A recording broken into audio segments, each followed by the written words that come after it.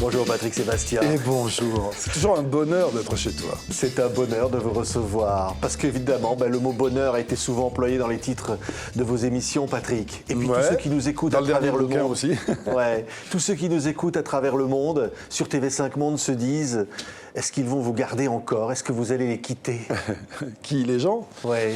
Alors, je les quitterai jamais, mais je ne pourrais pas aller le voir à travers le monde comme je le fais grâce à vous. Hélas.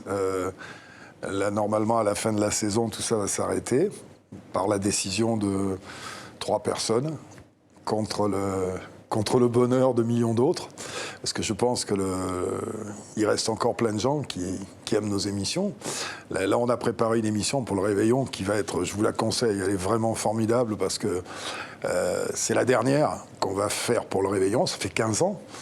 On a été pour, je crois, d'après ce que me disait Bigot, à peu près 70 millions de personnes. Oui, Yves Bigot, qui est le directeur général de TV5 Monde. Voilà, c'était l'émission française la plus regardée sur TV5 Monde. Mais on a mis les petits plats dans les grands. Et comme je voulais pas être triste, parce que ça me faisait quand même de la peine de quitter ce décor pour le Réveillon, j'ai invité que des humoristes à table. Donc tous mes potes humoristes. Ouais. Et je peux pas vous dire les détails, mais j'ai eu des belles surprises. On m'a fait des belles surprises. Ouais. Il y a quelqu'un qui m'a fait une surprise à laquelle je ne m'attendais pas. Mais on vous reproche d'être populaire, Patrick? On me reproche d'être ce que je suis. Maintenant, je ne vais pas changer à mon âge.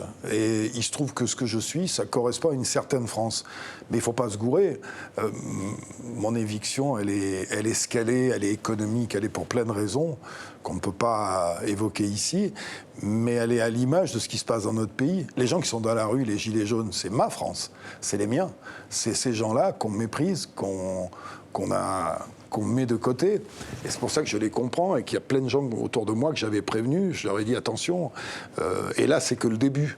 Parce qu'il y a un moment où on ne peut pas mépriser et abandonner les gens et dire voilà, il y a une caste supérieure, parce que ça rappelle des souvenirs un petit peu dramatiques quand même. La caste supérieure qui décide que tout le reste doit dégager. J'ai un aphorisme dans un de mes livres qui disait « En démocratie, c'est le peuple qui élit ses dictateurs ». Voilà, on en est là. Et je fais partie, et je suis fier de faire partie de ces gens-là. Alors moi, j'ai de la chance, je suis un privilégié. J'ai réussi à me sortir du bas de l'échelle. J'ai réussi à grimper, j'ai réussi à m'en sortir par mon travail, sans faire de concessions. Donc je ne vais pas me plaindre, parce qu'en plus, j'ai des portes de sortie. Mais je pense à tous ceux qui n'ont pas de porte de sortie, tous ceux qui sont... Il y a un mal dont on parle très peu, c'est la solitude.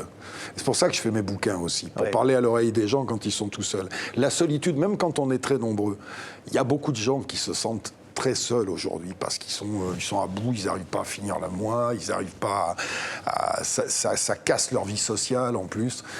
Voilà. Et je suis proche de cela. Effectivement, on me reproche d'être proche de cela, mais je ne vais surtout pas les lâcher. Les hommes politiques qui serrent les mains, vous dites. Les hommes politiques, en voulant, ils veulent servir votre intérêt, en réalité, c'est le leur. T'as 3 trucs en France qui sont merveilleux.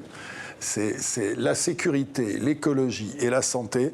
Pour piquer du pognon, c'est formidable. Parce qu'on ne peut rien dire, mais vous comprenez bien, c'est pour votre sécurité, c'est pour votre santé. Là, ils veulent, non seulement ils ont matraqué les automobilistes, mais je crois qu'ils veulent enlever les coyotes aussi. Je ne sais pas qui a eu cette idée à la con, d'enlever.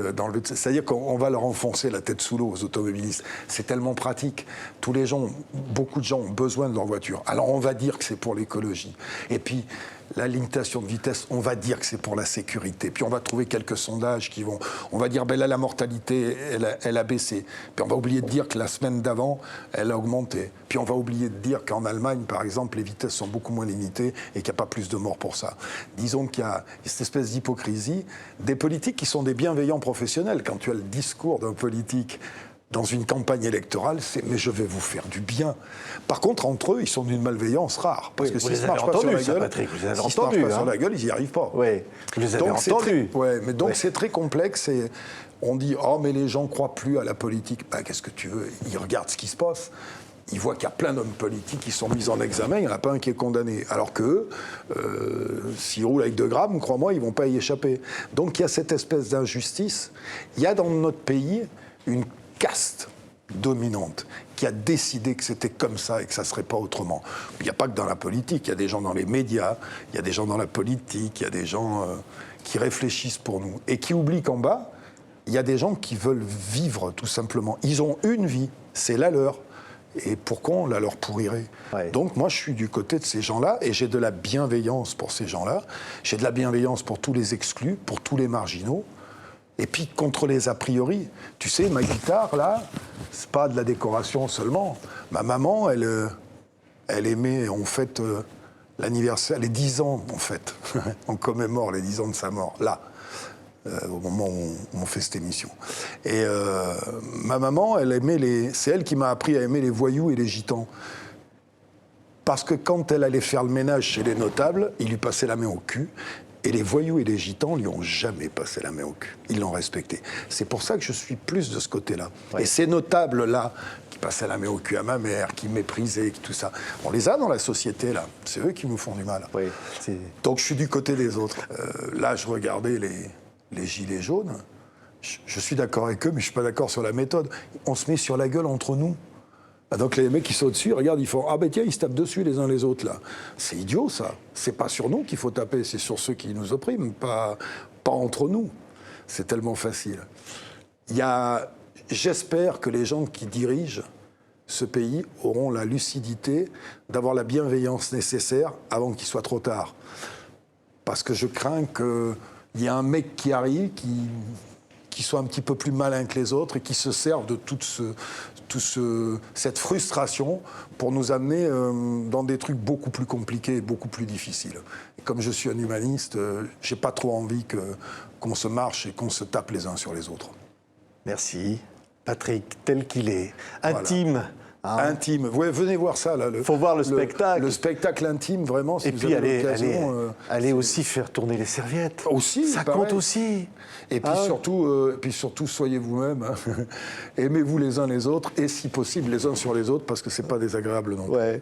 Et là, il y avait cet album-là qui s'appelle J'assume tout. J'assume tout. J'assume tout, J'assume les chansons de fête, j'assume la trivialité, j'assume la connerie, j'assume... voilà, quand j'avais 14 ans, j'étais déjà complètement idéaliste et complètement con, et je suis resté les deux. Voilà. Je suis très fier de ne pas avoir changé. Merci, c'était Patrick Sébastien qui était avec nous aujourd'hui. Voilà, le bouquin « Si on était bienveillance » publié chez XO, l'album, le spectacle, bientôt à la Gaîté Montparnasse, et puis toujours là, Patrick. Tant que machin là-haut décidera qu'il ne faut pas que je parte, mais même s'il décide, qu'est-ce que tu veux que je te dise? Non, normalement, ça devrait durer, mais je ne suis pas à l'abri de vivre longtemps. Ça, c'est chiant. Oh là là là là. Qu'est-ce que je vais pouvoir écrire? Patrick Sébastien, merci.